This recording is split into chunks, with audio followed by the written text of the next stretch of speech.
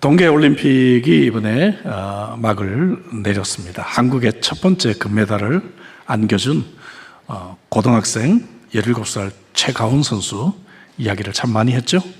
최 선수는 스노보드 1차 시기에서 점프 후 내려오다가 슬로프 턱에 보드가 걸려서 넘어져서 큰 부상을 당해서 더 이상 경기를 하지 못할 것으로 예상이 되었습니다. 근데 3차 시기에서 극적으로 금메달을 따게 되었습니다. 미국 NBC 방송은 이렇게 표현을 했습니다. 잔혹한 추락이 만든 충격적인 반전, 이렇게 표현하면서 거의 탈락 직전까지 몰렸던 선수가 가장 중요한 순간 경기를 뒤집었고 이번 올림픽의 최대 반전 드라마였다, 이렇게 표현을 했습니다. 여러분, 반전이 없는 영화나 드라마는 재미가 없습니다. 근래 인기 있는 영화나 모든 드라마들은 반전에 반전이 있습니다. 근데 성경에서 가장 반전이 많은 드라마는 요나스 이야기입니다. 왜냐하면 스토리가 계속해서 반전이 나와요. 그래서 요나스는 성극의 단골 메뉴이기도 하죠. 1장은 우리가 알다시피 하나님의 사명으로부터 도망가는 요나가 나옵니다. 그래서 내리막길 인생, 배삭을 낭비하는 인생, 큰 폭풍우를 경험하며 다른 사람들에게까지 피해를 끼치는 인생입니다. 2장에서 물고기 뱃속에서 회개하는 요나의 이야기를 우리는 만나게 됩니다. 그리고 3장은 하나님께서 요나에게 동일한 기회를 주시는 이야기죠. 경고의 말씀을 들은 니느웨 사람들은 회개했고 놀라운 부흥이 일어났습니다. 스토리가 반전이 되었어요. 하나님의 은혜와 자비가 참 많이 나타났습니다. 불순종하는 요나를 찾으시고 돌이키게 하시고 다시 사명을 주셨습니다. 자기의 신들을 부르던 이 선원들이 우연한 기회에 기적을 경험하게 되고 하나님을 믿게 된 것도 하나님의 은혜가 아닐 수가 없습니다.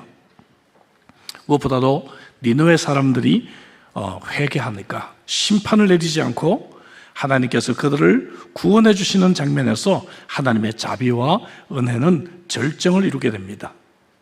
이렇게 3장 10절이 끝이 나요. 해피엔딩으로 요나스 이야기가 끝이 나는 것 같고 선곡도 대부분 여기서 우리가 마치게 됩니다. 근데 왜 4장이 있을까요? 왜 4장이 우리들에게 있을까요, 여러분? 4장에서 우리는 스토리의 대반전을 다시 한번 보게 됩니다. 여기서 요나가 매우 분노하고 있습니다. 끝까지 드라마를 봐야 되는 것이죠. 1절에 요나가 매우 싫어하고 성내며 이렇게 말했어요. 하나님은 니느웨 성을 심판하실 계획을 수정하셨는데 요나는 이것을 매우 싫어했다는 것이죠. 요나는 자기 민족의 원수였던 니느웨 성이 멸망당하기를 원했던 것입니다. 그래서 아마 요나는 하나님의 사명을 다시 받고 니느웨 성에 가서 설교를 할 때 이렇게 했을 것 같아요. 하나님이 보내서 내가 오긴 왔는데 여러분, 하나님 계시니까 믿으려면 믿고 말려면 말고 알아서 하세요. 이렇게 설교했을 것 같아요. 와, 이렇게 설교했는데 니느웨 사람들이 그냥 막 뒤집어지고 회개하고 막 하나님께 돌아오는 거죠. 설교자들이 참 기죽습니다. 그죠? 예. 그런데 요나가 니느웨 사람들을 용서하시니까 하나님이 화가 났다고 말이죠. 우리가 인생을 살아가면서 참 내 뜻대로 인생이 안 될 때가 참 많이 있어요. 도대체 하나님은 왜 이렇게 하실까? 우리 인생의 대부분이 정말 내 뜻대로 되지 않는 것 같을 때가 참 많이 있다는 것이죠. 왜 하나님의 뜻인 이럴까? 이해할 수 없을 때가 있습니다. 그래서 요나와 같이 우리도 분노를 할 때가 있어요. 결혼 생활에서, 자녀 생활에서, 내 사업에서, 내 진로에서, 학업에서 내 계획대로 되지 않을 때 우리는 하나님 도대체 왜 이러시는 겁니까? 그러면서 화를 냅니다. 이때 경험하는 5가지 감정의 변화가 요나스를 통해 그대로 나타납니다. 첫째는 혼란이죠. 하나님은 내 편이신지 내 편이 아니신지 혼란스러워요. 분명히 하나님이 도와주실 줄 알았는데 그렇지 않은 것 같아요. 두 번째는 분노입니다. 분노의 감정이 지배합니다. 하나님은 왜 저런 사람은 잘 되게 하시고 왜 나는 도와주시지 않는 것이지? 화가 나요. 세 번째는 자기 연민이 생깁니다. 나만 불쌍한 것 같아요. 내 인생 늘 그렇지 뭐. 아무도 나를 좋아하지 않는 것 같아. 그 다음 우울증. 디프레션이죠. 심리학자는 우울증을 얼어있는 분노다, 그렇게 표현을 합니다. 나아가 죽고 싶은 충동에 시달립니다. 3절에 요나가 여호와께 말합니다. 원하건대 내 생명을 거두어 가소서. 사는 것이 죽는 것보다 내게 나음이니이다. 이렇게 그가 말하고 있는 것이죠. 그래서 요나서 4장은 이렇게 화를 내는 요나와 이 요나를 달래시는 하나님의 이야기입니다. 처음 요나스의 드라마가 막을 올릴 때 요나와 하나님과의 1대1의 관계였습니다. 근데 중간에 엑스트라들이 많이 등장했어요. 선원들이 나왔고 큰 폭풍우가 나왔고 큰 물고기가 있었고 니느웨 사람들이 등장했습니다. 이제 마지막 장에 와서 다시 요나는 하나님 앞에 홀로 서 있습니다. 근본적인 문제는 항상 나와 하나님과의 관계입니다. 그래서 우리가 내 인생이 내 뜻대로 되지 않을 때 우리가 흔히 범하기 쉬운 이러한 잘못들을 요나의 모순을 통해서 몇 가지 먼저 생각해 보려고 합니다. 요나는 어떤 잘못을 범하고 있나요? 첫째, 자신을 정당화하면서 하나님께 책임을 돌리고 있습니다. 2절에 볼까요?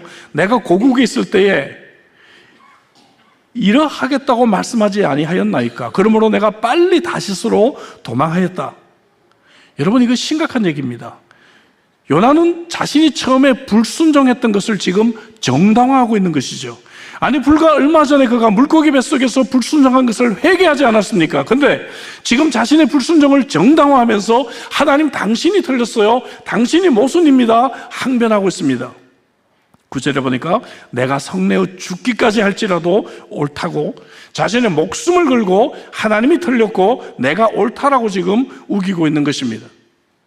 2절 하반절의 말씀은 출애굽기 34장 6절 7절 말씀을 인용한 것입니다. 여호와는 자비롭고 은혜롭고 노하기를 더디하고 인자와 진실이 많은 하나님이라고 합니다. 지금 요나는 하나님의 말씀을 인용해서 하나님이 틀렸다라고 증명하고 있어요. 왜 하시지도 않을 일을 나보고 하라고 하셨습니까? 하나님 분명히 심판하신다고 하지 않았습니까? 하나님 이거 이중적이지 않습니까? 이렇게 말하고 있는 것이죠. 여러분, 요나가 참 나쁜 모습이 많이 나오는데 이것만큼 나쁜 건 없어요. 왜냐하면 하나님의 말씀으로 하나님을 공격하는 것은 이것은 마귀가 하는 짓이죠. 마귀가 하는 짓입니다. 여러분, 오늘 우리도 하나님의 말씀으로 나를 정당화할 때가 참 많이 있지 않아요? 나의 이기적인 결정을 하나님의 뜻이라고 합니다. 분명 성경적이지 않고 잘못된 방향인데 기도의 응답이라고 할 때가 있습니다. 심지어 말씀으로 다른 사람을 공격하고 하나님을 공격하기까지 하는 것이 우리의 모습이 아닌가 싶습니다. 두 번째 요나의 모습은요, 지금까지 그는 수없이 하나님의 자비를 경험했어요. 바다에 던져졌을 때 죽어야 마땅한 사람이었어요. 근데 하나님이 그를 기적적으로 살리시고 돌이키게 하시고 똑같은 사명을 또 주셨습니다. 근데 사람의 기억은 너무나 짧아요. 니느웨로 가기 위해서 사막을 가로지르는 이 여행을 하면서 그는 금방 다 잊어버리고 말았습니다. 새가족 반할 때 사람들이 얼마나 큰 은혜를 받아요. 이게 오기를 잘했다. 정말 새가족 반에서 주신 말씀이 너무 은혜로워 한데 몇 달 지나면 다 까먹습니다. 제자훈련 받고 한 2년 정도 지나면 제자훈련을 받았는지 안 받았는지 본인도 혼돈스럽고 교역자들도 헷갈립니다. 요나는 지금 하나님이 자신에게 얼마나 자비로우셨는지를 잊어버리고 똑같은 자비가 다른 사람에게 임하는 것은 용납할 수가 없는 것이죠. 특히 자신의 원수, 자신이 싫어하는 사람, 이런 사람은 심판받기를 간절히 원하고 있는 것입니다. 이것이 요나가 분노한 가장 큰 이유입니다. 2절에 볼까요? 내가 빨리 다시스로 도망하였사오니 주께서는 은혜로우시며 자비로우시며 노하기를 더디하시며 인애가 크시사 뜻을 돌이켜 재앙을 내리지 아니하는 하나님인 줄 알았다는 거예요. 하나님이 자비롭고 은혜롭고 사랑이 크신데 뭐가 여러분 문제입니까? 하나님께 실망하다니요. 물론입니다. 여러분, 우리도 요나 같은 사람이 아닐까요? 우리는 나 자신에게는 하나님의 용서와 자비를 원해요. 하지만 다른 사람은, 정말 내가 싫어하는 사람은, 나를 왕따시키는 저 친구는 하나님께서 정말 공의로 심판해 주셔야 마땅하다고 생각합니다. 나에게는 하나님께서 무한정 용서해 주시고 은혜를 베풀어 주셔야 된다고 나는 확신하고 있는데, 내게 상처를 준 그 사람은 벌을 받아야 마땅하다고 생각합니다. 저 역시도 그런 사람이 아닐까 싶어요. 2장에 보니까 요나는 하나님께 회개하고 용서를 받았습니다. 근데 다른 사람을 용서하니까 요나가 화나기 시작하는 것이죠. 3절에 요나는 원수들이 용서받는 것을 보느니 차라리 죽고 싶다라고 표현을 합니다. 회개하지 않으면 너희들 죽어. 그냥 이렇게 하면서 설교했는데, 여러분 용서하고 싶지 않은 사람들이 있죠. 어제도 잠깐 말씀을 나눴는데요, 하나님 다 용서하는데 저 사람은 안 돼요. 존 웨슬리 목사님의 얘기가 생각납니다. 어떤 남자분이 와서, 목사님 내가 딱 한 사람은 그 사람은 절대 용서할 수 없어요. 그러니까 존 웨슬리 목사님이 마태복음 6장 14절 15절 말씀을 읽어줬다 그러죠. 너희가 사람의 잘못을 용서하면 하늘의 아버지께서도 잘못을 용서하시겠지만 사람의 잘못을 용서하지 아니하면 아버지께서도 너희 잘못을 용서하지 아니하실 거예요. 그러면 우리 형제님은 앞으로 죄를 절대 지으시면 안 되겠군요. 이렇게 말씀을 하셨다 그러죠. 우리 용서할 과거, 현재, 미래가 있습니다. 과거, 우리가 용서를 많이 받았기 때문에, 그죠? 예. 현재, 내가 용서하지 않으면 내가 불행하니까. 그리고 미래, 나는 하나님 앞에서 많은 용서가 앞으로도 필요한 사람이기 때문에 그러죠. 요나의 세 번째 모습은 선지자인데도 불구하고 하나님을 몰랐다는 것입니다. 여러분, 그는 이스라엘 사람이에요. 율법을 가지고 있었습니다. 역사 속에서 하나님에 대한 많은 체험을 했던 민족이에요. 더더군다나 그는 선지자였습니다. 선지자는 하나님의 말씀을 잘 묵상하고 연구하고, 그리고 하나님의 이 특별 계시로 사명을 받아서 말씀을 전하는 사람이에요. 그런데 하나님을 모르다니요. 이런 모순이 있습니까? 11절에 이 큰 성읍 니느웨는 좌우를 분별하지 못하는 자가 12만 명이나 있다. 오늘 여기 앉아있는 어린이들처럼, 그죠? 예, 정말 하나님께 돌아와서 회개하고 구원을 받아야 될 어린 영혼들이 12만 명이나 있는데, 이것을 원하시는 하나님의 마음을 알지 못하고 있었다는 것이죠. 탕자의 비유에 나오는 큰아들과 같은 사람입니다.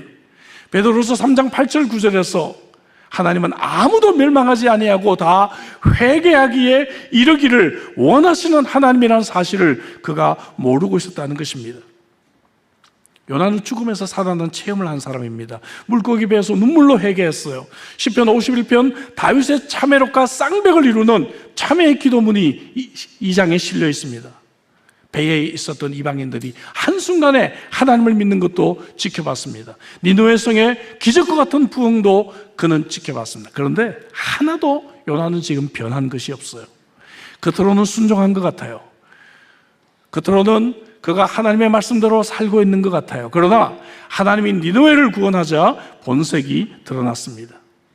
오늘날 이 요나와 같이 자기 표준에 집착해서 살아가는 많은 그리스도인들을 우리가 보게 되는 것입니다. 하나님을 잘 알아가시기를 주의 이름으로 축복합니다.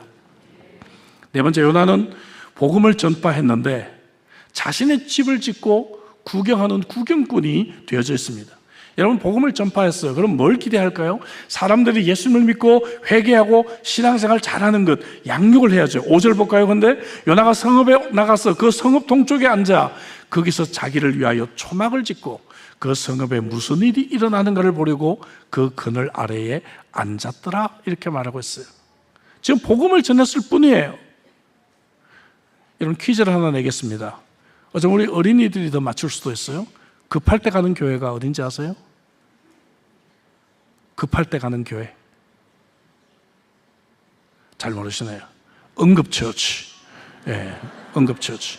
지금 요나는 지금 응급처치만 했을 뿐입니다. 그렇죠?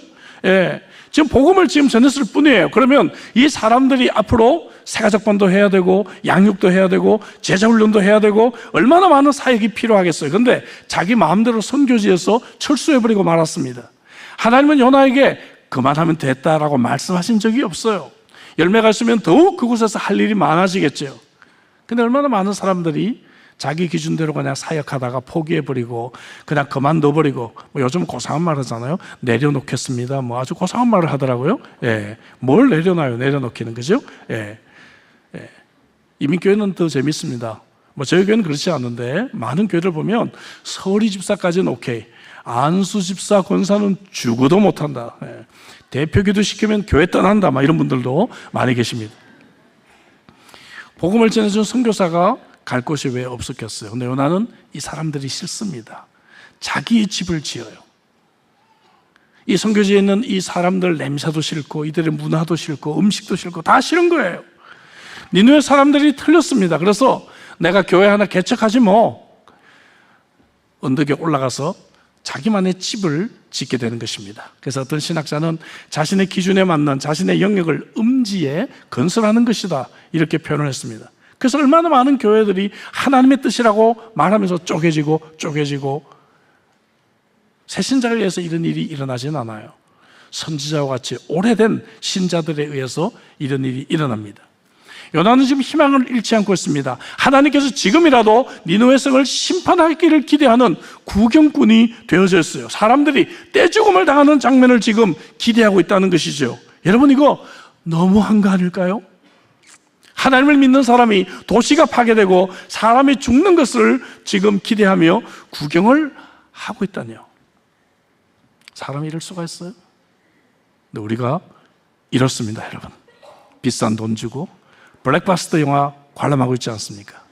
건물들과 집들이 파괴되고 사람들이 피 흘리며 죽는 장면을 액션 영화라고 우리는 즐기고 있습니다. 제가 가끔 교회에서 이렇게 다니다가 우리 중고등학생들 핸드폰으로 게임하는 거 보면 막 가슴이 섬뜩할 때가 있어요. 핸드폰 화면에 피가 확 퍼지고요. 굉장히 제가 보면 가슴이 뜨끔할 때가 있습니다. 비싼 게임기 프로그램 구입해서 사람을 죽이고 도시를 파괴하는 그런 재미에 몰두해져 있습니다. 여러분, 예수를 믿는 사람들이 다 똑같아요. 아브라함의 이야기가 생각납니다. 소돔성에 있는 의인의 수를 줄여가면서 하나님께서 구원해 주시기를 간구하지 않았습니까? 여러분, 한 영혼이라도 불쌍히 여기고 정말 그들이 구원받기를 위해 중보했던 아브라함과 같은 영성이 요나에게 있어야 되지 않았을까요? 저와 여러분들에게 정말 이런 영성이 회복되기를 주의 이름으로 축복합니다. 내 인생이 내 뜻대로 되지 않을 때 이제 우리는 요나와 같은 잘못을 버리고 몇 가지 우리가 말씀을 통해서 생각해 봐야 합니다. 첫째는 뭔가 하면은 사람의 생각보다 하나님의 생각이 크다는 것을 인정해야 합니다. 아멘이십니까, 여러분? 지금까지 하나님은 요나에게 2번 명령을 하셨습니다. 니느웨 가서 복음을 전하라. 요나도 2번 하나님께 기도했습니다. 회개 기도를 했고 3절에서 화내며 죽여달라고 기도했습니다. 이제 하나님의 차례예요. 하나님은 요나에게 3가지 질문을 던지면서 요나를 설득합니다. 4절에 첫 번째 질문이 내가 성내는 것이 옳으냐?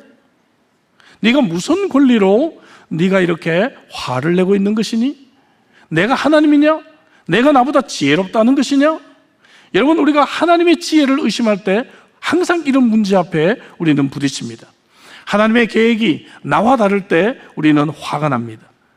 욥기서 38장 2절 4절에서 무지한 말로 생각을 어둡게 하는 자가 누구냐? 내가 땅에 기초를 놓을 때 내가 어디 있었느냐라고 말씀하십니다. 하나님이 천지를 창조하신 분인데 그때 여러분들은 도대체 어디에 계셨습니까? 하나님은 영원 전부터 영원까지를 모든 것을 알고 계시는 하나님이십니다. 그런데 우리는 여러분, 코로나 바이러스 때 배운 것이 있죠.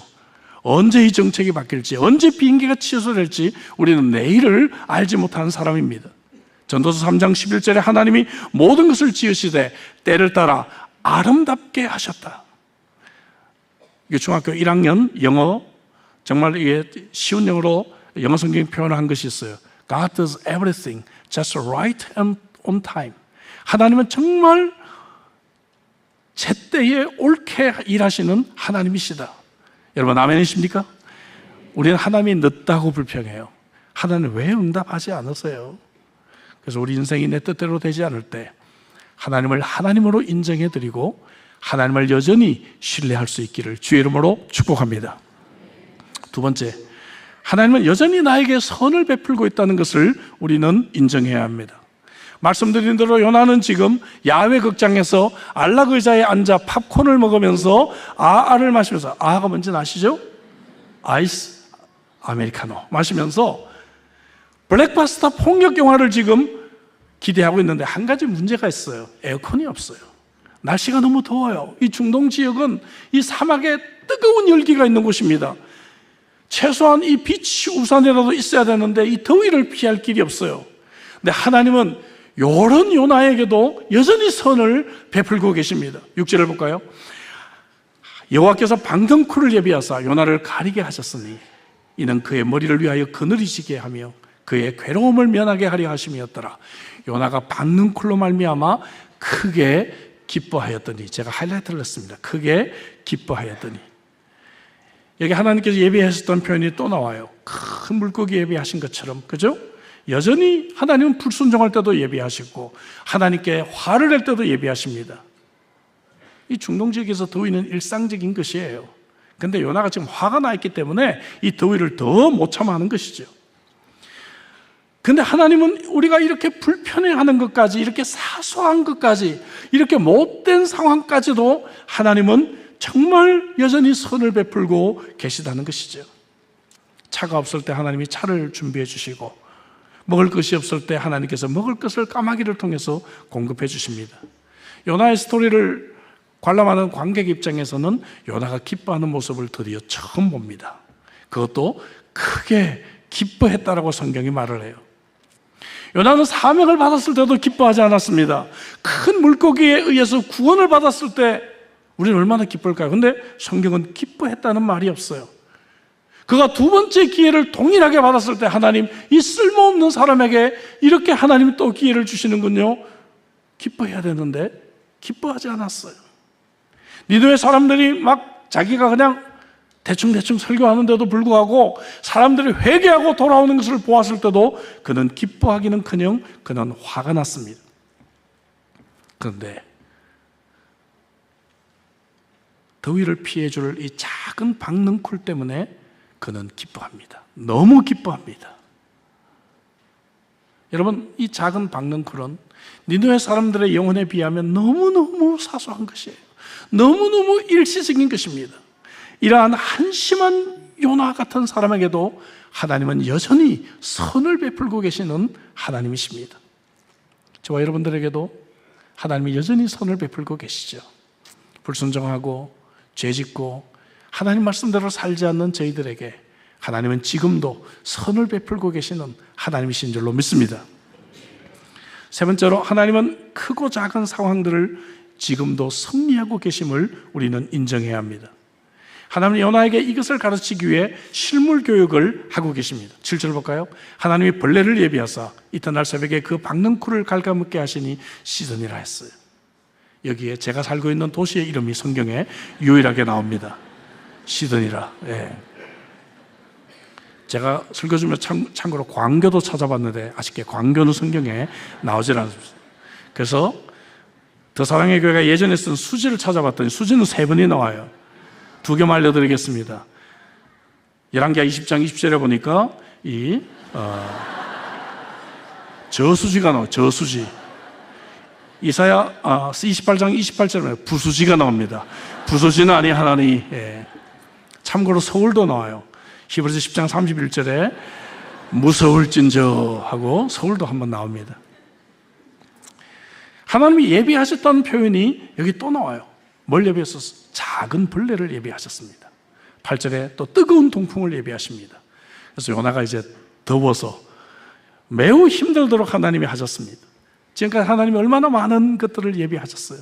제비꽃 뽑기를 예비하셨고, 큰 물고기도 예비하셨고, 박능쿨도 예비하시고, 이제 벌레를 예비하시고, 뜨거운 동풍을 예비하십니다. 이런 것들은 전부 요나의 계획이 아니었습니다. 근데 하나님은 큰 상황, 또 작은 상황, 이것들을 계획하시고 이것들을 통해서 하나님은 일하고 계시고 섭리하고 계시는 것을 우리에게 알게 해주십니다. 여러분, 하나님은 때때로 큰 물고기 같은 것으로 내 인생을 막 뒤집어 놓기도 하십니다. 나를 삼켜서 회개하게 하시고 내 인생을 돌이키게 하시기도 하십니다. 큰 파도나 큰 폭풍우를 그래서 우리가 인생에서 만나게 되는 것입니다. 큰 폭풍우를 만나지 않았다면 내가 이 자리에 있을까요? 내가 하나님을 알게 됐을까요? 내가 회개하고 주님께 왔을까요? 또 어떤 경우에는 작은 박능쿨을 통해서 우리가 그토록 편리했던 것들을 하나님이 없애십니다. 그래서 이 벌레들을 우리에게 주셔가지고 그것들을 다 치우게 하시는 거예요. 너무 불편해요. 예? 그래서 정말 넷플릭스 보다가 넷플릭스가 끊어지고 인터넷 보다가 인터넷이 안 되고 우리를 너무 불편하게 하시는 것이죠. 그래서 우리가 더 이상 이 뜨거운 언덕에 머물지 못하고 사명을 다시 바라보게 하나님이 하시는 것입니다. 박넝쿨이 없는 뜨거운 언덕은 매우 불편합니다. 그래서 오늘 우리 인생에 하나님께서 불편한 상황들을 만들어 주실 때가 있어요. 내가 이렇게 좋았던 차가 한순간에 사고가 나서 못 쓰기도 하고요. 넷플릭스 그렇게 보다가 갑자기 이상하게 우리 집에 인터넷이 고장이 나서 며칠 동안 넷플릭스가 안 되면서 우리가 좀 다른 생각을 해보게 합니다. 제가 지난달에 우리 중고등학생들 데리고 단기 순교를 갔다 왔는데 일주일 동안 핸드폰을 못 가져가게 했습니다. 예, 쇼킹이었죠. 예. 일주일 만에 제가 인도네시아를 출발하면서 아이들에게 물어봤어요. 핸드폰 생각 안 났어? 그랬더니 목사님 너무 바쁘고 피곤해가지고 하나도 생각 안 났어요 그러더라고요. 핸드폰이 없으니까요, 제가 어렸을 때 놀았던 게임 가지고 놀더라고요. 버스에서. 이런 거 있잖아요. 우리는 옛날에 교제하자 그러면 늘 이런 거로 생각했죠. 짬뽕셋 짜장면 이거 가지고 놀더라고요. 그래서 아이들 이게 무릎이 다 빨개졌어요. 빨개졌어요. 여러분, 좀 불편한 것 같아도 그 속에 하나님의 뜻이 있어요. 하나님은 지금도 여러 가지 이런 상황들을 통해서 나를 지금 하나님은 인도하고 계시고 내 인생을 섭리하고 계신다는 것을 우리가 알아야 합니다. 근데 이런 하나님과 내가 싸운다면 더 혼란스럽고 분노하고 자기 연민에 빠지고 우울증에 시달리고 말씀드린 대로 죽고 싶은 충동에 우리는 빠지게 될 것입니다. 마지막으로 내 인생이 내 뜻대로 되지 않을 때 우리는 하나님의 생각은 내 생각보다 크다는 것을 깨달아야 한다고 말씀드렸죠. 두 번째는 하나님은 여전히 선을 베풀고 계심을 기억해야 합니다. 내 인생이 내 뜻대로 되지 않을 때 하나님은 크고 작은 상황들을 사용하셔서 지금도 일하고 계심을 믿어야 된다고 말씀드렸어요. 이제 마지막 네 번째, 내 인생이 내 뜻대로 되지 않을 때 우리는 영원한 것에 초점을 두어야 합니다. 우리가 염려하는 대부분의 것들은요, 박넝쿨처럼 그냥 하루 피었다가 또 시들어버리는 매우 일시적인 것들이 아닐까요, 여러분? 10절에 여호와께서 이르시되 내가 수고도 아니하였고 재배도 아니하였고 하룻밤에 났다가 하룻밤에 말라버린 이 박넝쿨을 아꼈거든 말씀하고 있습니다. 여러분들이 지금 아끼고 있는 박넝쿨이 뭘까요? 무엇을 아끼고 있습니까? 저는 이런 분을 만났어요. 골프채를 금으로 도금하신 분이에요. 그래서 이 골프채를 껴안고 주무신다 하더라고요. 골프채를. 그런 분도 있어요. 어제 말씀드린 대로 저 집사가 들고 다니는 저 고동색 가방, 그것이 박넝쿨일까? 아니면 내가 이 광교의 아파트를 진작 샀어야 되는데 이 광교의 이 아파트, 주식 그때 내가 사놓을 걸, 주식 너무 올랐잖아. 이런 것들이 박넝쿨일까? 아니면 넷플릭스 지금 밀려있는 거 봐야 되는데 이 특세 오니까 일찍 자야 돼서 넷플릭스를 지금 못 봐 지금. 그게 지금 박넝쿨일까? 어떤 분들은 졸업장, 내가 죽거든 이 졸업장을 S대 나오신 분들이 좀 그런 분들이 있어요. 이 졸업장을 내 관에 넣어달라는 분이 계시더라고요. 졸업장. 집인가? 자녀인가? 박넝쿨이 뭘까요? 우리 박넝쿨 때문에 늘 힘들어하고 늘 집착하는데 여러분이 박넝쿨이 뭘까요? 하나님은 이어서 마지막 세 번째 질문을 하십니다. 하물며 이 큰 성읍 니느웨에는 좌우를 분별하지 못하는 자가 12만 명이고 가축도 많이 있는데 내가 어찌 아끼지 아니하겠느냐? 이 질문으로 요나서가 끝이 납니다. 동일하게 하나님은 이 질문을 우리들에게 오늘 묻고 있는 것입니다. 하나님이 아끼시는 것은 구원받아야 할 영혼인 줄로 믿습니다. 왼쪽 오른쪽을 구별하지 못하는 12만 명은 말씀드린 대로 대부분 어린이로 해석합니다. 얼마든지 복음으로 변화될 수 있는 어린 영혼들이 이곳에 얼마나 많이 있는데 요나는 지금 자신이 불편한 것, 자신의 박넝쿨에만 집중하고 이 영원한 것에 초점을 두지 않고 있다는 것이죠. 이 박넝쿨이 주던 안락함, 제가 코로나 때 건축을 했다고 어제 말씀드렸는데, 그 교회 이제 건축하고 나니까 큰 TV가 좀 많이 필요해요. 그래서 집에 TV 좀 안 쓰는 거 있으면 좀 가져와 달라 그랬더니 엄청난 양의 TV가 교회에 왔어요. 그 속으로 이 담임 목사는 죽을 힘을 다해서 교회 건축했는데 이 성도들은 다 TV 큰 걸로 다 바꿨구나. 코로나 시대 속에서 좀 얼마나 성도들이 다 코로나 때 TV 큰 걸로 다 바꿨더라고요. 다 바꿨어요. 사랑하는 성도 여러분, 여전히 박능쿨에 초점을 맞추고 인생을 살아가십니까? 아니면 금년에 내가 어떻게 살아야 할 것인가? 금년에 내가 어떻게 훈련받아야 할 것인가? 어떻게 주님의 교회를 위해 봉사하고 어떻게 내가 헌신하며 살아야 할 것인가? 주님은 하나님 나라와 하나님의 의를 구하는 저희들에게 모든 것을 더해 주시겠다고 약속해 주신 하나님이십니다. 영원한 것에 초점을 두는 인생 되시기를 주의 이름으로 축복합니다. 바울사도는 고린도서 4장 18절에 우리가 주목하는 것은 보이는 것이 아니요 보이지 않는 것이니 보이는 것은 잠깐이요 보이지 않는 것은 영원함이라 말씀하고 계십니다. 보이는 박능쿨에 너무 인생에 초점을 두고 살지 않기를 바랍니다. 지금 내 눈엔 보이지 아니하지만 저와 여러분들은 영원한 것을 소유한 사람인 줄로 믿습니다. 여러분, 우리 인생이 저무는 날이 금방 다가올 거예요. 그럼 우리가 어디에 투자를 해야 할까요? 코로나 시기를 거치면서 내 인생이 내 뜻대로 되지 않는다는 것을 우리가 배웠는데 금방 우리는 잊어버리지 않았습니까? 돌이켜보면 지난 세월 우리가 버텨왔던 것도 하나님의 자비와 하나님의 은혜가 아니었습니까? 이것이 요나서 전체의 주제입니다. 하늘보다 높고 바다보다 깊은 하나님의 은혜와 자비와 사랑, 이것이 요나서를 통해서 저와 여러분들에게 말씀하고 싶은 그러한 큰 주제입니다. 그러면 어떤 삶이 우리에게 주어질지 우리는 알 수 없지만 확실히 아는 것은 하나님은 여전히 저와 여러분들에게 은혜를 베풀고 계신다는 것입니다. 하나님은 여전히 자비로우신 하나님이라는 사실입니다. 하나님은 여전히 저와 여러분들을 사랑하신다는 사실입니다. 그동안다면 여러분, 요나에게 주셨던 사명의 자리로 다시 돌아오시기를 주의 이름으로 축복합니다. 그래서 하나님의 은혜와 하나님의 자비와 하나님의 사랑이 더욱더 풍성한 금년 한 해 인생 되시기를 주의 이름으로 축복합니다. 기도하겠습니다. 좋으신 아버지 하나님, 감사합니다. 오늘 이 말씀을 통해서 내 인생이 내 뜻대로 되지 않을 때 우리는 늘 하나님을 원망하고 불평하고, 그리고 때때로는 좌절감과 절망으로 죽고 싶은 충동에 시달리기도 하는 그러한 어리석은 인생의 면을 보았습니다. 주님, 오늘 이 말씀을 통해 다시 한번 우리가 하나님을 믿는 것이 무엇인지를 깨닫기를 원합니다. 하나님은 나보다 생각이 크시고 하나님의 지혜는 나의 지혜와 비교할 수 없는 하나님임을 알게 하여 주시옵소서. 하나님은 이렇게 문제 많은 내 인생에도 여전히 선을 베풀고 계심을 깨닫게 하여 주시옵소서. 돌이켜보면 모든 것이 은혜고 은혜였음을 고백하게 하여 주시옵소서.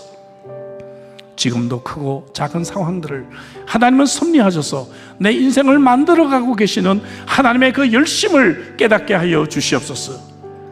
박능쿨과 같이 일시적인 것들에, 금방 시드는 것들에 우리 인생에 소망을 두지 않고 영원한 것에 초점을 맞추고 금년 한 해 멋진 하나님의 사역의 경주를 감당하는 복된 성도를 되게 하여 주시옵소서.